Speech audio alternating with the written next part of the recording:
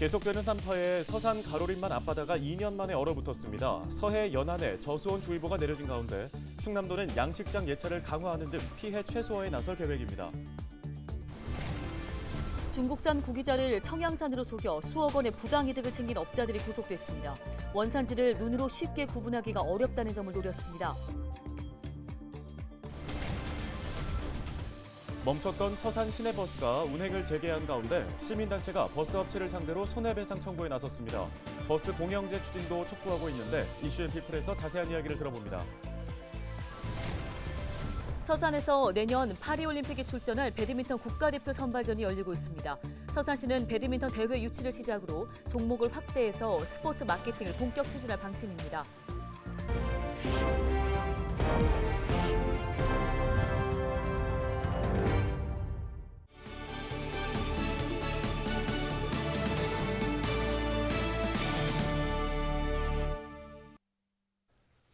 시청자 여러분 안녕하십니까? 헬로티비 뉴스입니다. 첫 소식입니다. 계속되는 추위에 서산시 지곡면 중앙리 앞바다가 2년 만에 얼어붙었습니다. 주말에도 한파가 계속될 것으로 예보돼 바다의 얼음 면적과 두께는 더 늘어날 전망인데요. 서산 지역 어민들은 감태가 얼어 먼 바다로 쓸려 나가게 될 경우 수확을 못해 약 600만 원의 피해가 발생할 수 있다며 걱정하고 있습니다. 충남 전 지역에 한파특보가 발령되는 등 강추위는 계속되고 있는데요. 22일 서천 영하 19도, 청양 영하 15도 등 충남 전 지역이 올겨울 들어 가장 낮은 일 최저기온을 기록했습니다. 기상청은 다음 주 최저기온은 영하 8도로 평년과 비슷하거나 조금 높을 것으로 예상하고 있습니다. 해양수산부가 22일 정오부터 서해 연안에 저수온주의보를 발령했습니다. 이에 따라 충남도는 피해 최소화를 위해 저수온 대응 현장 대응반을 운영할 방침입니다. 또 양식생물 피해 저감을 위해 출하 유도와 양식장 예찰 강화 등을 실시할 계획입니다. 충남도는 올 겨울 저수온 피해 발생이 클 것으로 예상되는 만큼 어민들에게 수온 모니터링과 보온 장비 가동 등을 해달라고 당부했습니다.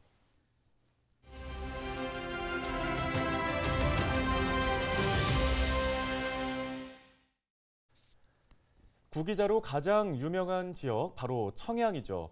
전국 생산량의 60% 이상이 청양산일 정도입니다. 그런데 중국산 구기자를 청양산이라고 속여 팔아 수억 원을 챙긴 업자들이 당국에 붙잡혔습니다. 네, 취재기자 전화 연결돼 있습니다. 한범호 기자, 업자들이 어떻게 적발된 겁니까? 네, 국립농산물품질관리원이 시중에 판매되는 제품을 분석해 원산지를 속인 업자들을 붙잡은 건데요. 서울에 있는 한약재료 유통업자 80대 A씨와 경북의 한 통신판매업체 대표 40대 B씨입니다. 먼저 A씨는 중국산 구기자 14톤을 국내산으로 속여 B씨를 포함한 소매업체에 넘겼습니다. 납품하면서 마치 국내산인 것처럼 지역명이 포함된 산지증명서를 같이 건네기도 했는데요. B씨는 국내산으로 알고 A씨에게 구입한 구기자에 중국산 구기자를 섞었습니다. 이를 온라인에서 청양산으로 광고해 팔았습니다. 소비자 입장에선 청양산 구기자로 알고 샀는데 실제로는 100% 중국산이었던 겁니다. B씨는 또 중국산 여주를 여주 주산지 천안에서 자랐다고 거짓 표시하기도 했습니다. 네, 어떻게 이렇게 대담하게 원산지를 속일 수 있었던 겁니까? 소비자들이 원산지를 눈으로 쉽게 구분할 수 없다는 점을 노렸습니다. 실제로 구기자의 경우 중국산과 청양산의 크기나 모양이 상당히 유사합니다. 이들이 중국산보다 2배에서 최대 4배까지 높은 가격에 판매해 챙긴 부당이득은 2억 5천만 원에 달합니다. A씨와 B씨는 농간원에 적발되고도 혐의를 부인하고 증거인멸까지 시도해 결국 구속 송치됐고 공범 3명은 불구속 입건됐습니다. 농간원은 농축산물을 살 때 원산지를 꼭 확인하고 표시가 없거나 표시 사실이 의심될 경우 농간원 홈페이지에 신고해 줄 것을 당부했습니다. 네, 알겠습니다. 이 소식은 여기까지 듣겠습니다. 보도국 한범호 기자였습니다. 다음 소식입니다. 운행이 중단됐던 서산 지역 시내버스가 운행을 재개했습니다. 서산시는 서령버스 62대 가운데 고장난 판스프링 등을 제대로 정비하지 못한 7대를 제외한 나머지 55대가 운행을 시작했다고 밝혔습니다. 또 이르면 26일까지 버스 운행 완전 정상화를 업체에 요구했다고 밝혔습니다. 이에 따라 승차 인원이 적은 시간대에 일부 노선 배차 시간이 조정됐습니다.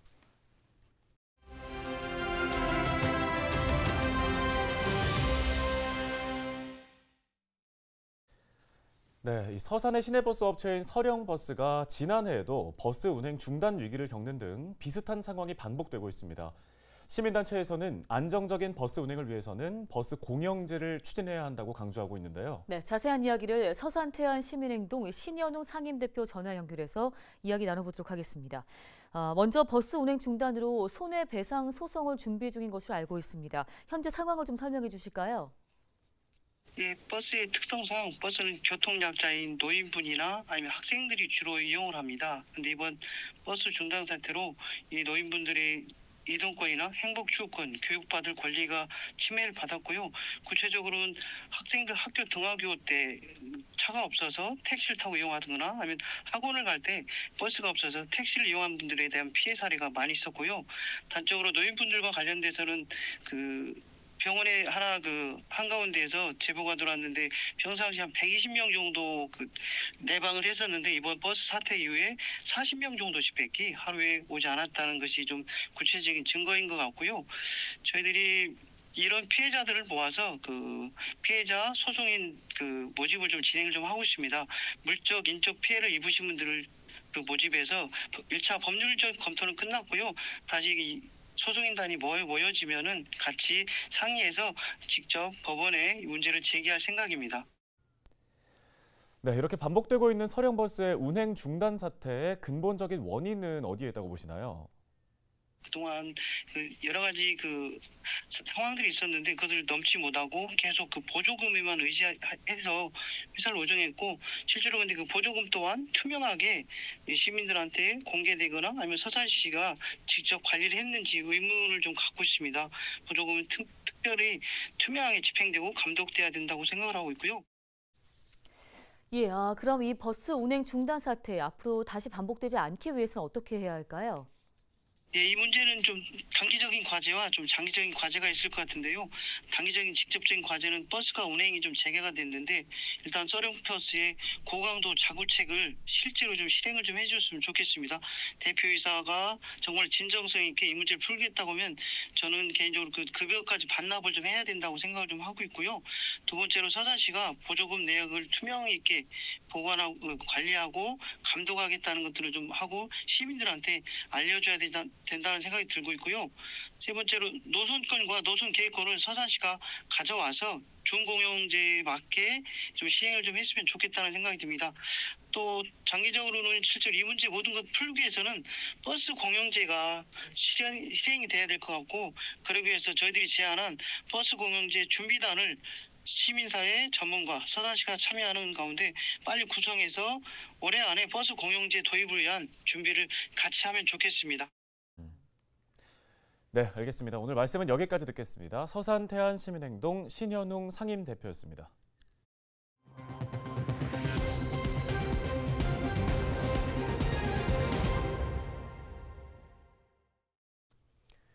지난 항저우 아시안게임에서 여러 종목의 선수들이 국민들에게 큰 감동을 선사했죠.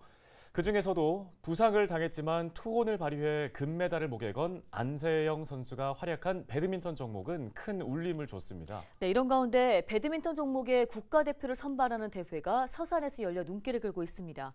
정호석 기자입니다. 국내 정상급 남녀 배드민턴 선수들이 코트 위에서 치열하게 셔틀콕을 주고받습니다. 국가대표 선발전이 서산에서 열린 겁니다. 이번 대회에서 국가대표로 선발되면 내년에 열리는 파리올림픽과 각종 세계선수권 대회에서 태극마크를 달고 출전하게 됩니다. 서산시민체육관에서 27일까지 진행되는 이번 국가대표 선발전. 서산시의 경우 전국의 선수들이 모이기 편하고 체육관 등 시설도 좋아 선수들이 재기량을 마음껏 펼칠 수 있기 때문입니다. 서산에서 전국대회나 국가대표 선발전을 항상 개최하는 이유는 전국에서 교통편이 최고로 좋습니다. 교통이 너무 좋기 때문에 경상남도나 전라남도나 먼 거리에서도 편안하게 올 수 있는 그런 곳이기 때문에 개최하게 되었습니다. 서산에서 대회를 개최를 하더라도 숙박이라든가 먹거리라든가 모든 것이 안전하게 돼 있어서 내년 12월에도 배드민턴 국가대표 선발전은 서산에서 개최됩니다. 뿐만 아니라 내년 4월과 10월에 전국 종별 배드민턴 대회도 열리는데 4년간 서산에서 계속 실시될 예정입니다. 서산시는 두 대회가 열리는 28일 동안 3만여 명이 서산을 방문할 것으로 예상하고 있습니다. 이에 따른 경제 효과는 약 25억 원에 달할 것으로 분석됩니다. 그 선수 및 가족 그리고 코칭 스태프 등 많은 그 경기 관련 사람들이 서산시를 방문해 주셔가지고 그리고 이곳에서 머무르면서 먹고 즐기는 동안 서산시 지역 경제에 발생하는 효과가 크다고 생각됩니다. 서산시는 배드민턴뿐만 아니라 축구와 마라톤 등 다른 종목으로 확대해 스포츠 마케팅을 본격적으로 추진할 방침입니다. 내년에는 국제 유소년 축구 대회와 충남 도민체전 등 다양한 스포츠 종목의 대규모 대회가 열립니다. 우리 서산은 다양한 체육 인프라를 가지고 있거든요. 각종 체육대회 유치에 아주 유리한 지역입니다. 스포츠 마케팅을 통해서 국제 그리고 전국 단위, 도 단위의 스포츠 대회를 유치해서 체육을 활성화하고 침체된 지역경제 활성화를 위해서 노력하겠습니다. 서산시는 다양한 종목 유치를 위해 스포츠 관련 시설 개선과 보수 등을 추진할 방침입니다. 헬로티비 뉴스 정호석입니다.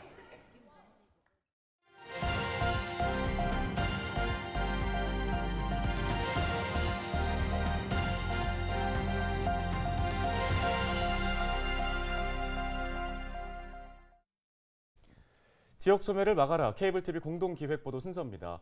전국 각지가 지역 소멸 문제에 대한 해법 마련에 분주한 가운데 문화가 대안으로 주목받고 있습니다. 공동 기획보도 이번 시간엔 양평군의 사례를 소개합니다. 양평군 아트로드 조성 사업이 지역의 활력소가 되고 있는데요. 딜라이브 뉴스 신승훈 기자가 전해드립니다. 2차선 길을 따라서 주변에 전시 공간이나 갤러리 카페가 들어서 있는 국지도 88호선 일대입니다. 강상면과 강하면으로 이어지는 이 도로변에는 과거 20여 개의 문화예술 공간들이 자리했습니다. 이후 지난 2012년 520억 원 규모로 추진된 남한강 예술특구 조성 사업이 무산된 후 다수의 공간들이 어려움을 겪고 있습니다. 단순히 문화예술 작품을 전시 판매하는 것으로서는 이 시설을 운영할 만한 충분한 경제적인 수익이 발생하지 않는다는 것이 가장 큰 이유입니다. 하지만 여전히 많은 예술인들의 작업 공간과 전시장들이 남아있어 다시 한번 아트로드를 살려야 한다는 목소리가 높아지고 있습니다. 지난해 출범한 강상 강하 아트로드 포럼은 올해 두 번째 행사를 열었습니다. 포럼 측은 아트로드라는 이름으로 예술 작품들의 전시 공간을 확보하고 일반 관객들의 참여를 쉽게 하는 문화 환경을 조성하겠다는 목표를 갖고 있습니다. 남녀노소를 막론하고 불특정 다수인들이 공감할 수 있는 그런 장소, 복합문화 공간이라고 할까요? 그런 것을 최대한대로 활용을 할 계획입니다. 민선 8기 양평군의 핵심 과제에도 담긴 아트로드 계획은 양평군의 문화도시 사업의 한 축을 담당하게 될 전망입니다. 현재 진행 중인 용역에 따라 강상과 강하, 양강섬, 굴림미술관 등의 문화 인프라를 연결하는 방안이 모색 중입니다. 양평 예술인에 대한 DB 작업을 시작은 하고 있습니다만 그 사업과 더불어서 저희가 이번에 용역하는데도 설문이나 공청회를 통해서 양평군 국민들이 어떤 방향을 원하는지 그런 걸 좀 같이 좀. 문제는 양평군이 올해 보통교부세와 부동산 교부세 등에서 393억 원 등 모두 600억 원 규모의 세수 감소가 우려된다는 점입니다. 따라서 내년 신규 사업이 사실상 모두 중단될 가능성이 높아 아트로드 사업의 재추진도 이 같은 맥락에서 예산 확보가 관건이 될 것으로 보입니다. 딜라이브 뉴스 신승훈입니다. 서산공항 건설 사업에 청신호가 켜졌습니다. 서산공항 건설 사업 설계비 10억 원이 2024년도 예산안과 함께 21일 국회 본회의를 통과했습니다. 이에 따라 서산시의 당초 목표인 2028년 개항을 목표로 2026년에는 공사 시작을 할 수 있을 것으로 기대를 모으고 있는데요.